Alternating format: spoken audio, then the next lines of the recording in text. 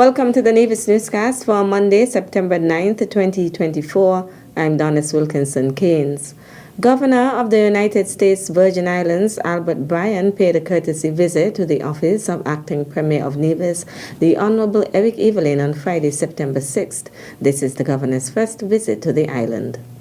When we think of the Caribbean, the Virgin Islands wants to be more engaged and wants to do more trade, more technical assistance both ways, agriculture. There's so many things that we have in common as small island nations as well as our territory, and we want to be a bigger part of that. So bringing the Caribbean closer is important to us. We have been trying to get in as an associate member of CARICOM, and this is a kind of Caribbean tour that I wanted to start in my first term, but due to COVID, we weren't able to do that. And when you see what's happening here, especially what you're explaining about your poultry farming and your egg harvesting, it is amazing what you can do with a country that's dedicated to independence, sustainability, and really maintaining the green environment that we have come to know and love in the Caribbean. So I want to thank you, Minister Evelyn, as well as the Premier, who has come to St. Croix and has told me many times, you have to come to Nevis, you have to come to Nevis. I'm here. Good. And very happy to be here. So I'm looking forward to a pleasurable trip, learning a lot about the island and the economy. Minister Evelyn welcomed Governor Bryan and his delegation and urged them to enjoy all that Nevis has to offer. And of course, I'm here sitting in for the Honorable Premier, Honorable Mark Brandler, who is off island.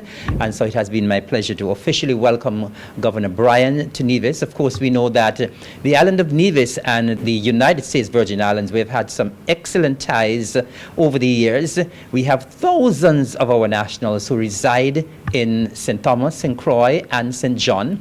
And so it is always good when we have the governor who can come and visit, because we must continue to maintain those ties, those excellent relations that we have. And I'm sure that there's a lot more we can do in terms of our relations, in terms of going forward. I think that the scope is there, the potential is there for us to cooperate on so many matters, and so we've had some very good and fruitful discussions today, and we are hopeful that out of those discussions we can see some more cooperation between Nevis and the U.S. Virgin Islands going forward. And so once again, welcome to Nevis. We wish you every success, and we trust that you're going to have a wonderful, productive, and relaxing and enjoyable time here on Nevis. Governor Bryan's delegation includes Joanne Berry Edney, Special Projects Coordinator in the USVI Office of the Governor, and Rosen Farrington, Deputy Commissioner of the USVI Department of Tourism, who also met with officials in the NIA's Ministry of Tourism and the Nevis Tourism Authority.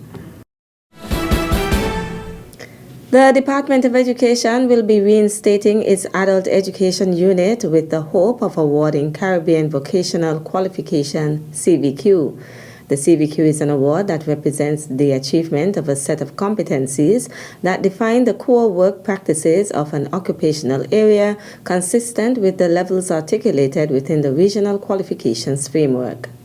I think in short order we should be able to do some short courses first, and then we also want the the young adults to be able to do the CVQs, because CVQs are recognizable across the region, and so once you have a CVQ level 1 or level 2, you can apply to jobs in the region with it, and we want to make sure that whatever we're offering to the adults, it has to be something at this stage in their lives.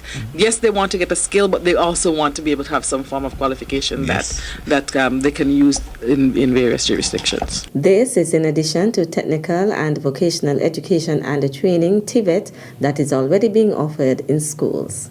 At the junior and secondary school, we currently have some of the traditional TVET classes. We have two non-traditional ones. So we have the building and furniture technology. We have electricity.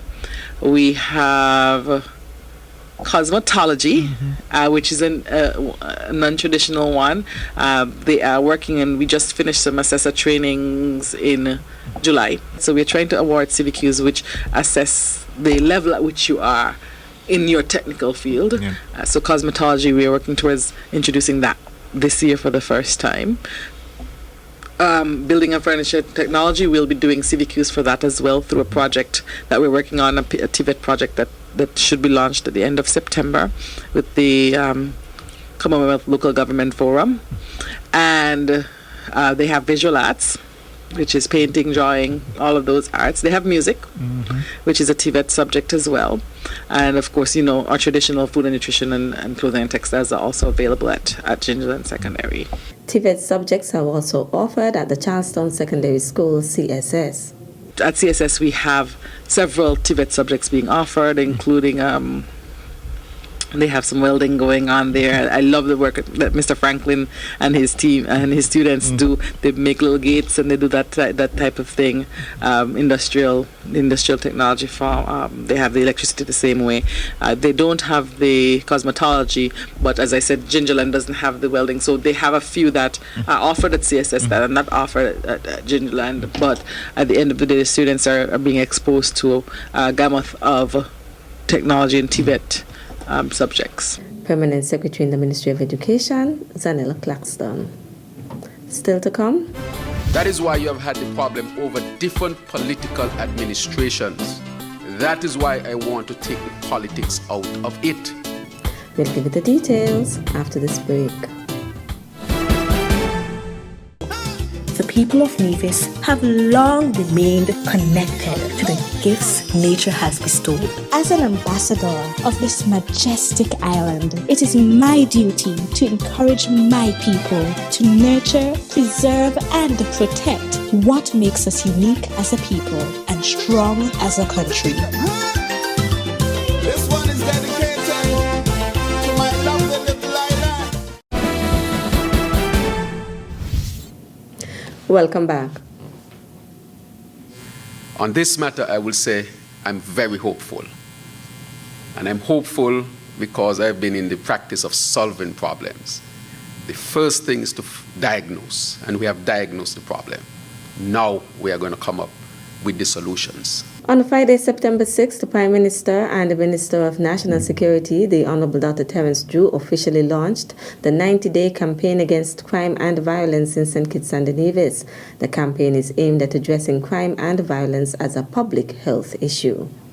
As a medical doctor, I had the opportunity to study this data very far back and recognize that if there is not a holistic approach and a concerted approach, that this problem will not be solved. That is why you have had the problem over different political administrations. That is why I want to take the politics out of it. Because if we don't, we will never resolve the issue. But when I look at the data, and I examine the data from my own professional background, there is a lot of hope right here.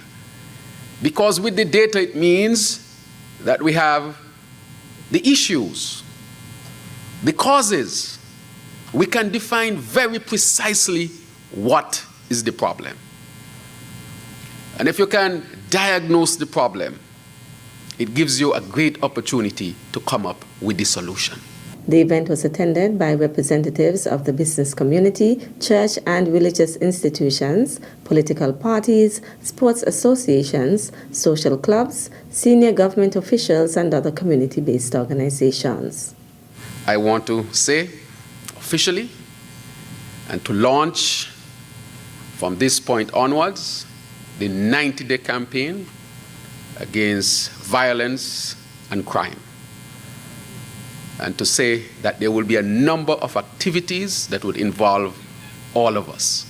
And to also say that from my perspective, this will never ever become an issue only when we see a flare in violent crimes, but that it will be a staple on the table when it comes to policies.